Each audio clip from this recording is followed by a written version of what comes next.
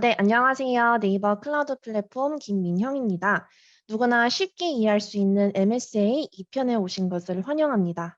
우리가 지난 1편에서는 왜 MSA 패턴이 인기를 얻기 시작했는지부터 자주 사용되는 기술들, 그리고 이 MSA 패턴을 도입한 회사들의 현황들에 대해서 좀 간단하게 살펴보았었는데요. 이번 2편에서는 저희 솔루션 아키텍트 강진아 님을 모시고 쿠버네티스를 활용해서 어떻게 MSA 패턴을 구축할 수 있는지 살펴보도록 하겠습니다. 네, 진아님, 오늘 준비해 주신 내용에 대해서 간단하게 설명 좀 부탁드리도록 하겠습니다.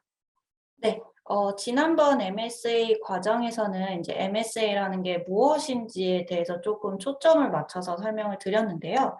이 편에서는 실제로 MSA를 구현하는 데 가장 많이 사용되는 쿠버네티스를 활용해서 이제 MSA를 어떻게 구현할 수 있는지에 대해서 조금 초점을 맞춰서 안내를 드리고자 합니다.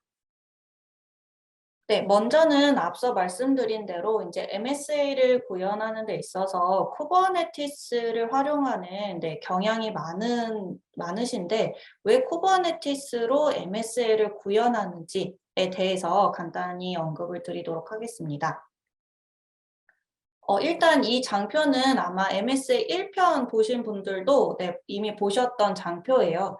실제로 마이크로 서비스 아키텍처를 구현하기 위해서 여러분들이 고려하셔야 되는 항목들이 왼편에 존재를 하고 있고요. 이러한 항목들을 실제로 여러분들이 손쉽게 구현하실 수 있도록 스프링 클라우드와 넷플릭스 OSS에서 지원하는 서비스들, 그리고 우측에는 이제 쿠버네티스에서 지원하는 서비스 객체들이 이렇게 존재를 하고 있는데, 왜 쿠버네티스가 더 많이 활용이 되고 있느냐라고 물어보신다면, 아무래도 쿠버네티스는 이제 오픈소스로 공개가 되고 난 이후에, 실제로 오픈소스들 중에서 가장 활발히 커뮤니티가 활성화되어 있을 정도로 이제 많은 사용자들이 실제 채택을 해서 활용을 하고 있기 때문에 이제 많은 트러블 슈팅 사례와 적용 사례들이 있을 뿐만 아니라 여러분들 잘 아시다시피 사실 네이버 클라우드 플랫폼뿐만 아니라 다른 클라우드 벤더사에서도 이런 쿠버네티스 클러스터를 여러분들 손쉽게 구성하실 수 있도록 이제 관리형 서비스들도 굉장히 잘 되어 있어요. 그렇다 보니까 이제 쿠버네티스 클러스터를 운영하는 데 있어서 이제 다른 클라우드 서비스와도 연계가 굉장히 쉽기 때문에 이러한 사용성의 편리함 때문에 조금 더 쿠버네티스를 많이 채택을 하고 계시지 않나라고 생각을 합니다. 그래서 이제 쿠버네티스로 아무래도 MSA를 구현하는 경향이 많다 보니 여러분들이 쿠버네티스에 대해서 잘 아셔야지만 그런 MSA 아키텍처를 구현할 때 쿠버네티스의 어떤 객체를 활용을 해서 MSA를 구현하실 수 있을지 그 방향성이 좀 잡히실 것 같아서요. 제가 일단 쿠버네티스에 굉장히 많은 개념들이 있지만 그중에서도 좀 필수적으로 아셔야 되는 개념들에 대해서 설명을 드리고자 합니다. 네, 먼저 팟이라는 개념이에요. 그래서 쿠버네티스에서는 가장 기본적인 실행 단위를 팟이라고 명명을 하고 있습니다. 그래서 이 팟이라는 것은 하나의 컨테이너일 수도 있고요. 아니면 하나 이상의 컨테이너일 수도 있습니다. 이 말은 즉슨 뭐냐면 어떠한 서비스를 제공하기 위해서는 컨테이너가 하나일 수도 있지만 사실 관련되어 있는 컨테이너들이 복수개가 생성이 돼서 관리가 될 수도 있거든요. 그래서 이렇게 어떤 하나의 기능을 제공하기 위한 관련된 컨테이너들이 모여져 있는 집합을 팟이라고 합니다. 그래서 쿠버네티스에서는 이런 팟이라는 단위로 여러분들이 이제 컨테이너를 실질적으로 배포를 하는 구조로 되어 있습니다. 그래서 가장 실행 단위의 기본이 되는 것이 팟이다라는 것을 좀 알아주시면 좋을 것 같고요. 일단 쿠버네티스의 여러 가지 이제 객체들이나 서비스들은 어떤 식으로 구분이 돼서 제공이 되냐면 보시다시피 이제 오브젝트와 컨트롤러로 구분지어서 제공이 되고 있습니다. 그래서 오브젝트라는 것은 이거는 이제 쿠버네티스에서 말하는 이제 기본 실행 단위들이 있는 거예요. 그래서 네임스페이스라든지 앞서 보신 팟이라든지 아니면 볼륨과 같이 이제 쿠버네티스 클러스터를 여러분들이 운영하시면서 이제 배포하시게 되는 어떤 실행 단위들을 오브젝트라고 말을 하고 있고, 그 안에 속해 있는 게 이제 네임스페이스, 그다음에 팟, 그다음에 볼륨. 이제 볼륨은 하나의 이제 팟에서 실제 마운트에서 사용을 하는 이제 스토리지라고 생각을 해주시면 될 것 같아요. 네, 그러한 것들이 오브젝트에 속해 있고요. 네, 우측에 보이시는 이제 요 컨트롤러라는 건 실제 오브젝트들을 생성하고 관리하는 객체입니다. 네, 그래서 그걸 컨트롤러라고 말을 하고 있고요. 뭐 컨트롤러 해보시면 뭐 리플리케이션 컨트롤러, 뭐 디플로이먼트 등이 있는데, 요것들은 이제 뒤에서 쿠버네티스에서 말하는 오브젝트와 그다음에 컨트롤러에 속해 있는 각각의 객체들을 조금 더 상세히 설명을 드리도록 하겠습니다. 네, 그래서 제가 생각할 때 이제 중요한 몇 가지만 일단 꼽아서 설명을 드리도록 할게요. 그래서 첫 번째는 서비스라는 객체입니다. 네, 이제 서비스라는 객체는 어떤 거냐면 일반적으로 팟 자체를 외부에 노출하진 않습니다. 왜냐하면 팟이라는 것은 어떠한 이유에 있어서 이제 중지가 되고 새로운 팟이 올라오는 등 이 팟에 대해 팟이 생성되고 삭제되는 게 굉장히 빈번하게 일어날 수 있고, 네, 팟이 한번 죽으면 해당 팟에 부여되어 있던 뭐 IP가 사실 새로운 팟이 생기면서 또 IP가 변경이 되거든요. 그렇기 때문에 IP 기반의 통신을 하는 것은 권장하고 있지 않습니다. 그래서 이제 여러분들이 잘 아시는 이제 로드 밸런서와 같은 역할을 하는 서비스라는 객체를 이제 팟 앞단에 배치를 해서 외부에서 들어오는 팟을 라우팅하기도 하고, 그다음에 로드 밸런스의 가장 큰 특징이죠. 이제 실제로 정상적으로 운영되고 있는 팟에 대해서 이제 트래픽을 라우팅해 줄 수 있는 그러한 기능을 수행하는 것이 바로 서비스라는 객체이고요. 서비스라는 객체는 그 종류를 보면 클러스터 IP, 그리고 노드 포트, 로드 밸런서라는 타입으로 제공이 되고 있습니다. 그래서 로드 밸런서는 여러분들 너무나 잘 아시는 그 로드 밸런서예요. 그래서 로드 밸런서는 외부에 노출이 돼서 이제 외부의 트래픽을 내부의 헬시한 팟으로 라우팅해주는 기능을 수행을 하고요. 노드 포트 같은 경우에는 여러분들 포트 포워딩 방식이라고 쉽게 생각을 해주시면 될 것 같습니다. 그래서 매핑된 포트에 팟의 트래픽을 라우팅하는 방식이 노드 포트 방식이 될 거고요.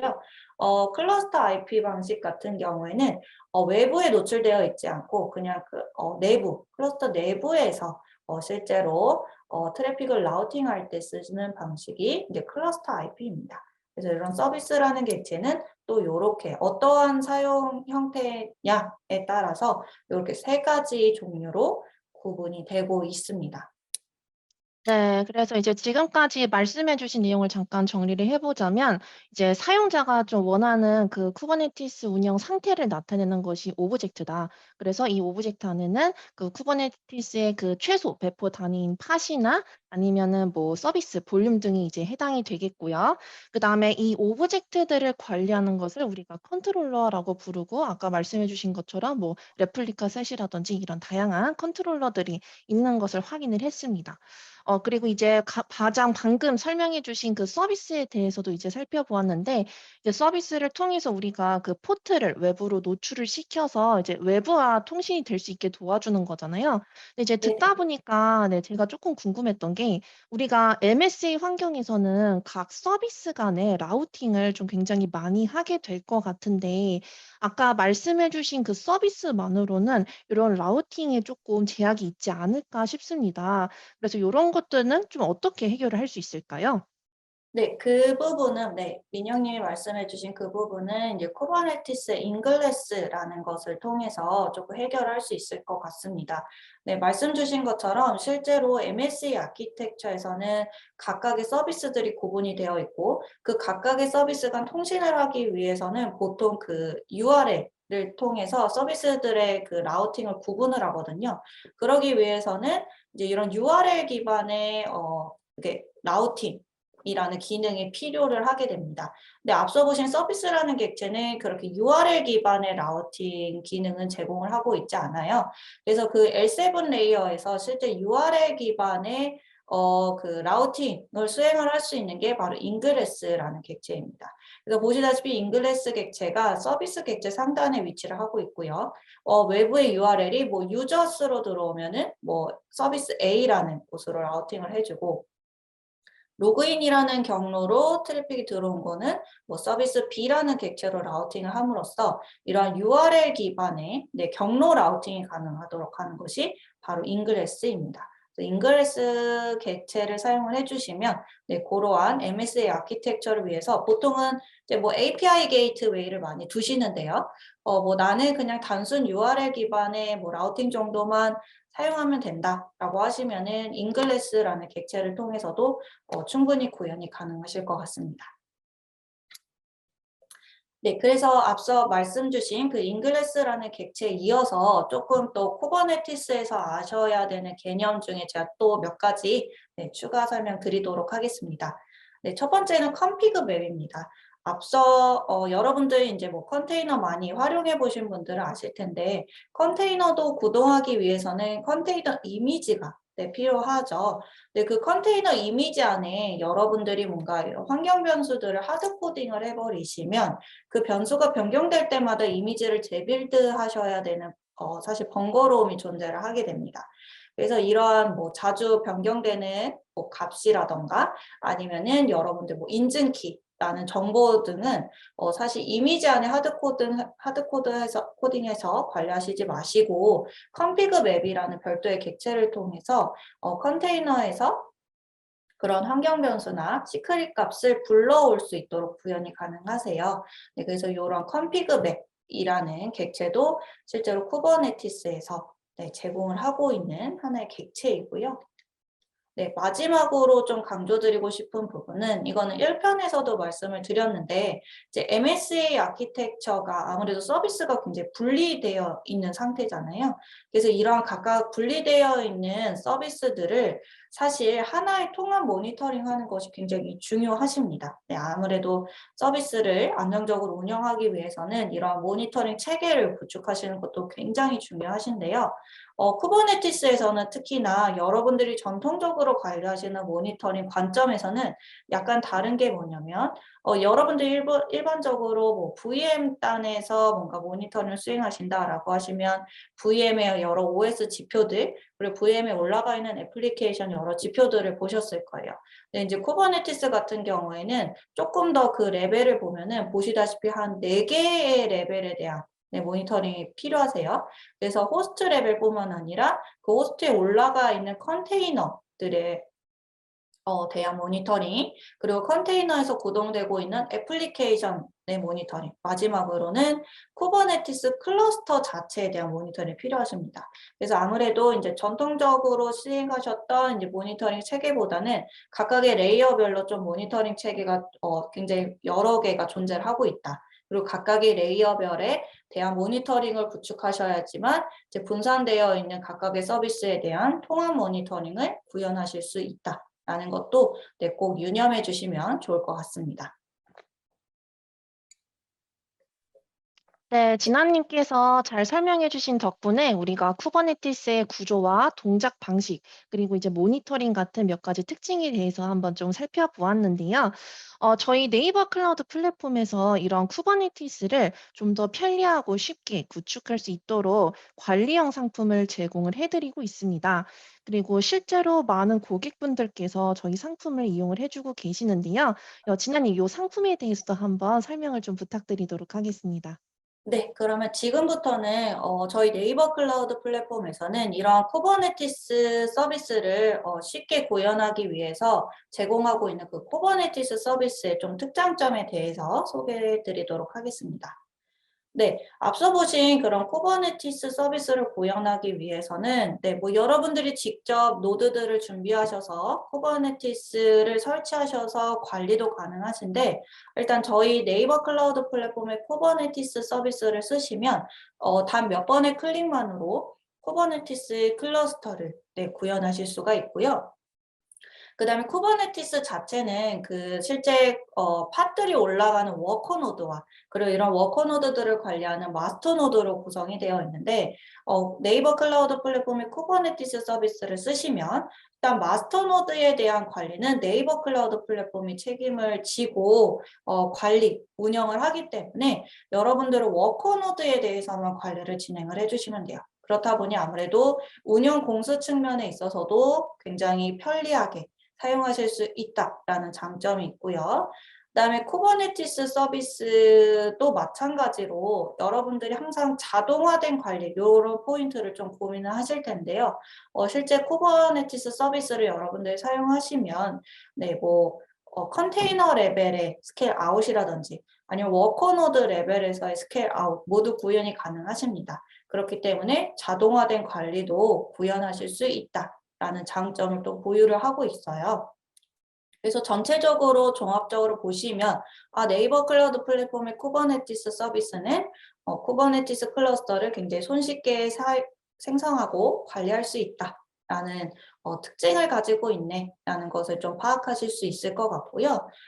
그러한 어떤 손쉬운 클러스터 구성에 대해서 조금 더 부연 설명을 드리면 실제로 여러분들이 쿠버네티스 클러스터를 직접 구현하신다라고 하시면 마스터 워커노드 설정, 설치 도구, 그다음에 클러스터 디플로이, 모니터링 도구 등 여러분들이 실질적으로 진행하셔야 되는 프로세스입니다. 그 각각의 프로세스에 따라 실제 작업해 주셔야 되는 내용들도 굉장히 많아요. 네, 저희 네이버 클라우드 플랫폼의 쿠버네티스를 쓰시면 이런 마스터 노드와 워커 노드에 대한 설정, 그다음에 필요한 설치 도구, 그다음에 클러스터 디플로이까지 모두 가능하다 보니까 여러분들이 아무래도 설치에 드는 시간을 좀 줄이실 수 있을 것 같고요. 그다음에 여러분들이 워커 노드를 늘린다라고 하시면 이러한 설치 작업을 반복해야 되는 번거로움으로부터도 벗어날 수 있다라는 게 아무래도 큰 장점이 되는 것 같습니다. 네, 그래서 말씀드렸다시피 이게 전체적인 쿠버네티스 클러스터의 구성도예요. 그래서 왼편에 표현되어 있는 게 마스터 노드로서 실제 마스터 노드는 여기 워커 노드 위에 올라가 있는 이런 팟들 그리고 실제 워커 노드들이 정상적으로 동작하는지 그리고 사용자들이 어떠한 팟에 대한 배포를 명령을 내렸을 때 실제 어디 워커 노드에 이 팟을 배포할 것이냐라는 그런 스케줄링 기능도 다 내장이 되어 있거든요. 그래서 굉장히 중요한 역할을 하는 부분인데 이런 마스터 노드는 저희가 네이버 클라우드 플랫폼을 관리를 하고 있습니다. 그래서 실제로 사용자들에게 하이드돼서 보여지진 않죠. 그래서 이러한 어떤 중요한 역할을 하는 마스터 노드에 대한 관리는 저희가 책임을 지다 보니 아무래도 관리하시는 분들이 나는 워커 노드에 대해서만 관리를 하면 되네 라고 그 관리 포인트가 좀 줄어들 수 있기 때문에 운영 측면에서도 좀 편리하신 측면이 존재를 하고 있습니다. 네, 그다음에 이제 아무래도 클라우드 환경에서 쿠버네티스 클러스터를 운영해 주시면 좋은 것은 그 클라우드 벤더사에서 제공하고 있는 다양한 클라우드 서비스와 연계해서 사용을 하실 수 있다라는 거가 큰 장점일 것 같습니다. 여러분들이 온프레미스 환경에서 사실 구현하신다라고 하면 로드 밸런서라든지 아니면 나스 스토리지라든지 이런 필요한 리소스들도 직접 구축을 하셔야 되지만 네이버 클라우드 플랫폼의 쿠버네티스 서비스를 사용을 하시면 현재 이미 제공을 하고 있는 나스라든지 블락 스토리지, 로드 밸런서, 그다음에 로그 수집 서비스, 클라우드 로그 애널리틱스와 같은 다양한 서비스와 연계를 해서 사용하실 수 있기 때문에 여러분들이 다양한 서비스와의 연계를 통해서 조금 더 풍부하게 쿠버네티스 클러스터를 활용하실 수 있다라는 장점을 또 보유를 하고 있습니다. 네, 그리고 마지막 장점은 최근에 저희 네이버 클라우드 플랫폼 쿠버네티스 서비스가 업데이트가 됐죠. 그래서 업데이트가 돼서 NCPI의 어텐티피케이터를 통해서 여러분들이 쿠버네티스 클러스터에 대한 액세스 권한을 조금 더 상세하게 가져가실 수 있도록 구현이 되어 있습니다. 그리고 저희 네이버 클라우드 플랫폼에서는 이런 역할별로 권한을 분리하는 서비스가 바로 서브 어카운트라는 서비스인데 그런 서브 어카운트와 연동을 해서 여러분들이 클러스터에 접속을 하는 그 사용자들에 대한 어떠한 이런 권한 분리 같은 것들을 조금 더 용이하게 가져가실 수 있도록 또 개선이 되었기 때문에 안정적인 운영도 가능하실 것 같습니다. 네, 요렇게 네이버 클라우드 플랫폼 쿠버네티스 서비스의 특장점에 대해서 소개해 드렸습니다. 네, 이제 편리한 설치부터 뭐 구축, 운영, 그다음에 아까 말씀해 주신 것처럼 이제 클라우드 내에 있는 다양한 서비스들과 또 연동해서 다른 기능들을 쉽게 구현할 수 있는 거, 그리고 마지막으로 설명해 주신 이런 IM 서비스들, 이런 것들을 잘 활용하면은 쿠버네티스를 이제 긴 시간, 그다음에 뭐 많은 고생을 해서 구축할 필요 없이 빠르게 이용하실 수 있을 것 같습니다. 네, 진아님, 그러면 이제 마지막으로 오늘 이제 데모를 좀 준비해 주셨다고 말씀해 주셨었는데요. 오늘 준비해 주신 데모 어떤 내용인지 한번 말씀 부탁드리겠습니다. 네, 오늘의 데모는 뭐냐면 여러분들에게 실제 지금까지 이제 쿠버네티스 기반으로 한 MSA가 필요합니다. 라는 것도 말씀을 드렸고, 그다음에 1편에서는 아무래도 서비스의 개수가 많아지면 그 서비스에 따른 라우팅 규칙이라던가 이러한 것들을 조금 더 손쉽게 관리하기 위한 서비스 메시 구성에 대해서도 좀 설명을 드렸었어요. 그래서 제가 좀 데모로 보여드릴 부분은 뭐냐면 이런 서비스 메시 구성, 실제 쿠버네티스와 서비스 메시까지 좀 설명을 같이 결합을 해서 드리려고 하거든요. 그래서 제가 1편에서도 좀 소개해드리기는 했지만 데모 전에 일단 서비스 메시에 대해서 좀 설명을 드리고 데모 환경에 대해서 조금 더 이해하시기 쉽게 설명드리고 진행을 하도록 하겠습니다. 네. 네, 그래서 MSA를 위해서 서비스를 구현하는 데 있어서 실제 예전에는 통신 로직을 그 마이크로 서비스 안에 다 넣어서 진행을 했거든요. 그렇다 보니 개발자들이 이러한 서비스를 배포하는 데 있어서 통신 로직까지 고민을 했어야 했습니다. 근데 사실상 이게 뭐 마이크로 서비스 개수가 몇 개 안 되면은 손쉽게 가능하겠지만 이게 개수가 사실 많아지다 보면 그 마이크로 서비스마다 이런 통신 로직을 넣는 것도 굉장히 복잡한 작업이 되는 것이 사실이고요. 그러면서 이제 나온 게 서비스 메시입니다. 그래서 서비스 메시는 뭐냐면 실제 서비스로 배포되는 마이크로 서비스에 사이드카 형태로 이제 통신을 담당하는 컨테이너를 같이 배포하자라는 사상이고요.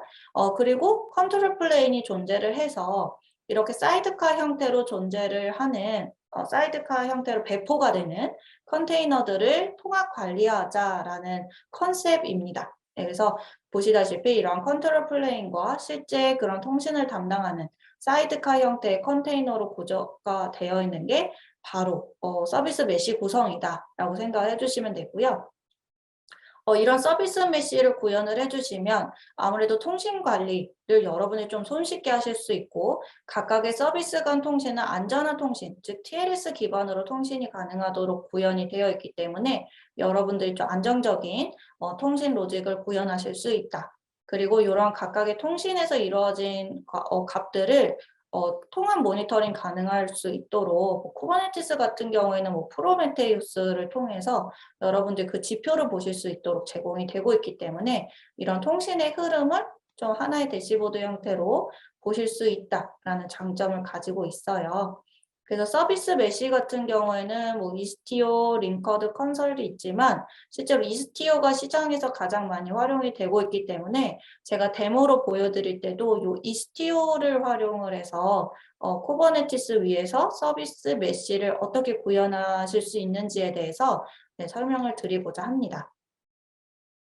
네, 그래서 이스티오는 크게 보면은 컨트롤 플레인과 데이터 플레인으로 되어 있고요.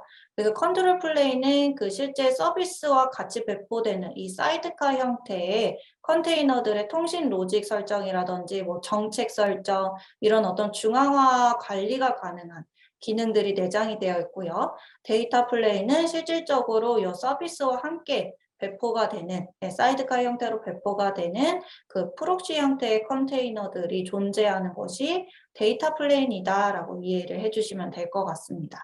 그래서 이스티오를 저희가 아무래도 데모로 보여드릴 예정이다 보니 이스티오가 무엇이고 그리고 이스티오의 아키텍처는 어떻게 구현이 되어 있는지 간단히 좀 설명을 드렸고요. 네, 그래서 실제로 제가 데모로 보여드릴 구성은 이 이스티오를 활용을 해서요. 제가 여러 개의 서비스를 하나 띄울 건데 이 서비스는 뭐냐면 실제 어떤 도서에 대한 리뷰 정보를 제공을 하는 페이지입니다. 웹페이지고요. 그 웹페이지를 이제 앞단에서 받아주는 게이트웨이가 존재를 하고요. 그 게이트웨이에 접속을 하면 세 가지 버전의 리뷰를 사용자들이 볼 수 있도록 구성을 해놨습니다. 그래서 버전 1은 그냥 별점 없이 리뷰만 보여지는 형태이고요. 두 번째 버전은 이렇게 까만 별 형태로 실제 리뷰에 대한 어떤 점수를 매기는 형태. 그다음에 세 번째 형태는 빨간 점 형태로, 빨간 별 형태로 실제로 리뷰에 대한 평점을 매기는 것으로 구성이 되어 있습니다. 그래서 이렇게 이스티오를 통해서 각각의 서비스로 라운드 로빈 형태로 서비스가 라우팅되는 방식을 한번 보여드릴 예정이고요. 네. 그래서 한번 데모 영상 보여드리도록 하겠습니다. 네, 데모는 제가 일단 영상을 좀 준비를 해놨습니다. 그래서 영상을 보여드리도록 할게요. 네, 그러면 데모 보여드리도록 하겠습니다. 네, 제가 가장 먼저 보여드릴 부분은 저희 쿠버네티스 클러스터를 얼마나 손쉽게 생성하실 수 있는지에 대해서 소개해드리도록 하겠습니다. 그래서 저희 네이버 클라우드 플랫폼 콘솔에서 지금 쿠버네티스 서비스로 들어왔고요. 네, 여러분들 쿠버네티스 클러스터를 만들기 위해서는 간단하게 클러스터 이름, 그 다음에 여러분들이 사용할 버전 선택을 해주시고 실제 쿠버네티스 클러스터가 배치될 VPC와 그 다음에 서브넷 정보를 기입을 해주십니다. 네, 그리고 다음 버튼을 눌러주시고요. 그 다음에 실제 워커노드들의 이름, 그래서 워커노드 이름 지정해 주시고 여러분들이 워커노드로 사용할 노드의 개수를 선택을 해주십니다. 그래서 저는 간단한 데모 용도이기 때문에 일단 한 대만 만들었고요. 그 다음에 인증키는 추후에 워커노드에 혹시 접속하실 때 루트 패스워드를 확인하는 키 설정입니다. 그래서 보시다시피 간단하게 필수 입력 정보와 그 다음에 선택을 해주시면 쿠버네티스 클러스터 생성이 가능하시고요. 쿠버네티스 클러스터에 접속하기 위해서는 kubectl을 설치를 해서 진행을 하는데 제가 미리 서버 한 대를 만들어 놨습니다. 그래서 해당 서버에 kubectl을 설치하는 방법에 대해서 소개해 드리도록 하겠습니다. 네, kubectl 설치는 쿠버네티스 공식 홈페이지에 가시면 리눅스, 맥OS 등 다양한 OS에 설치하는 방법에 대해서 소개가 되어 있고요. 지금은 리눅스를 기반으로 해서 바이너리 파일을 다운로드 받아 설치하는 과정입니다. 네, 굉장히 간단하게 설치가 가능하고요. 실제로 kubectl이 정상적으로 설치가 되었는지 확인해 보도록 하겠습니다. 네, 설치가 정상적으로 되었고요.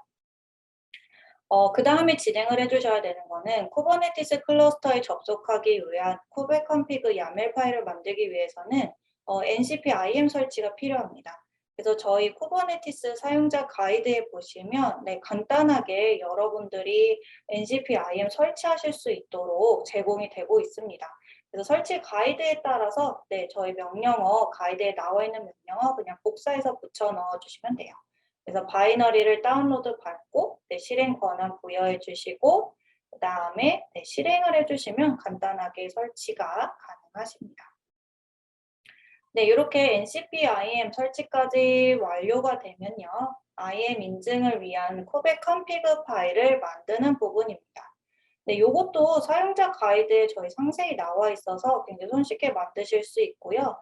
여러분들이 설정을 위해서는 여러분들의 API 키, 그래서 액세스 키와 시크릿 키 값을 그 엔클라우드 경로 밑에 컨피거 파일로 만들어 주셔야 됩니다. 그래서 사용자 가이드에 어떠한 내용이 들어가야 되는지는 예시가 있기 때문에 그거 붙여 넣어 주시고요.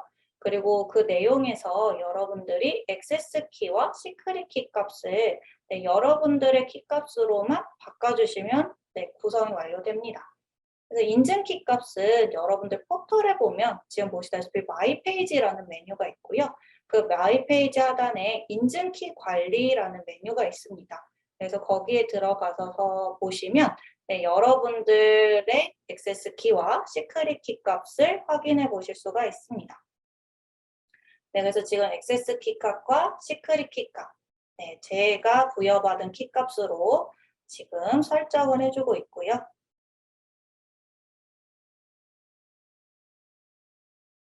네, 이렇게 간단하게 복사 붙여넣기만 해주시면 되기 때문에 네, 편리하게 여러분들이 구성이 가능하십니다.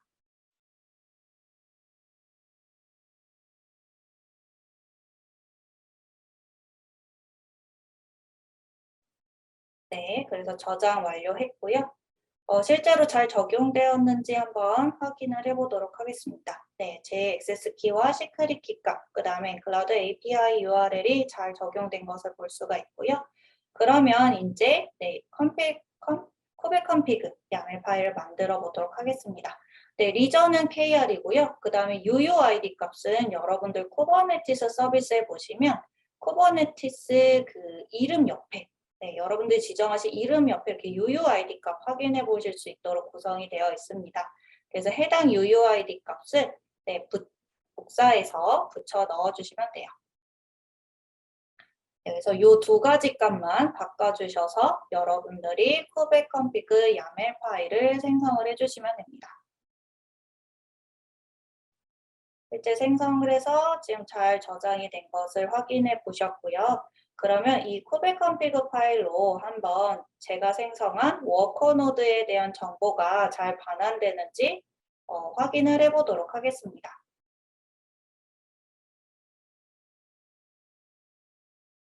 네, 보니까 제가 아까 디폴트 풀로 만든 워커 노드에 대한 정보를 잘 반환하는 것을 보실 수가 있습니다.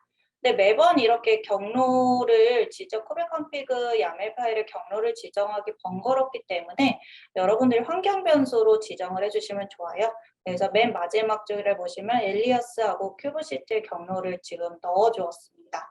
이렇게 넣어주시면 매번 경로 지정해 주실 필요가 없이 그냥 큐브시티의 get 노드라고 하면 이렇게 워커 노드 정보를 보실 수 있습니다.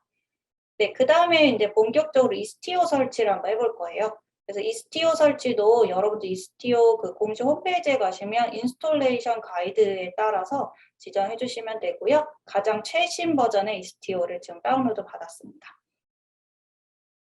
네, 그리고 이스티오 설치를 완료한 이후에 제가 진행할 내용이 뭐냐면 실제 이스티오 공식 홈페이지에서 이제 샘플 애플리케이션 정보를 제공을 하고 있어요. 그 샘플 애플리케이션이 바로 북인포 애플리케이션입니다. 그래서 그 북인포 애플리케이션을 실제 배포를 해줄 건데요. 네, 그거를 배포하기 전에 지금 보시는 것처럼 이제 이스티오와 관련된 설치를 마친 이후에는 제가 북인포 애플리케이션을 배포를 해보도록 하겠습니다.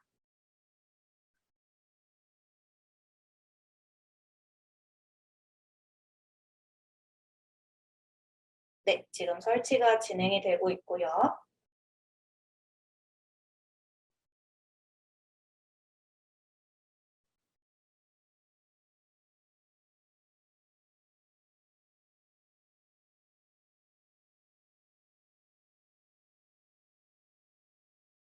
네, 설치가 모두 완료됐고 그 다음에 해주는 작업은 뭐냐면 실제 이제 이스티오에서 이제 네임스페이스 라벨을 지정을 해준 거예요. 그래서 이스티오 사이드카 인젝션을 위한 네임스페이스 라벨을 지정을 해줬고요.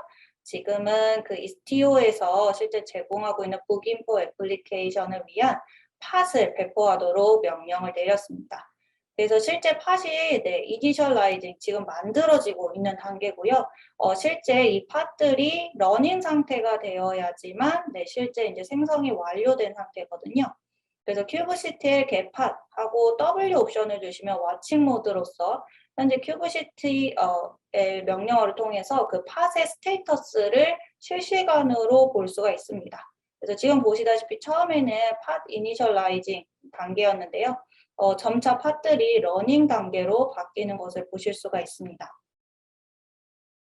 실제로 이 러닝 단계 다 끝나면 네, 북인포 애플리케이션을 위한 네, 팟들이 전체적으로 다 생성이 완료된 거고요. 이 팟이 생성이 완료된 이후에는 실제 외부에서 접속할 땐 게이트웨이를 사용을 한다라고 말씀을 드렸는데 그 외부에서 접속이 가능한 게이트웨이를 배포를 해볼 예정입니다. 네, 일단은 게이트웨이를 배포하기 전에 실제 팟들이 잘 뜨는지 확인하는 작업을 한번 해봤어요. 네, 그래서 실제 애플리케이션 타이틀 정보를 가지고 오도록 했는데 잘 반환이 되고 있습니다. 네, 그리고 말씀드렸던 게이트웨이 배포를 했어요. 게이트웨이 정보는 여러분들 로드 밸런스에 오시면 여러분들이 만들지 않은 이스티오 게이트웨이가 있을 겁니다. 네, 그 URL 정보에서 슬래시하고 프로덕트 페이지로 들어가 보시면 보시다시피 네, 아까 제가 데모 환경 보여드렸다시피 지금 그냥 단순 문구만 나오는 리뷰, 그다음에 뭐 빨간 별 형태로 나오는 리뷰, 그다음에 검은 별 형태로 나오는 리뷰들이 순차적으로 노출되는 것을 보실 수가 있을 겁니다. 그래서 간단하게 실제로 이스티오 홈페이지에서 제공하고 있는 샘플 애플리케이션을 띄워보는 작업을 진행을 해보았습니다. 네, 오늘 진아님과 함께 이렇게 쿠버네티스의 이스티오를 활용해서 서비스 메쉬를 구현하는 방법까지 쭉 살펴보았는데요.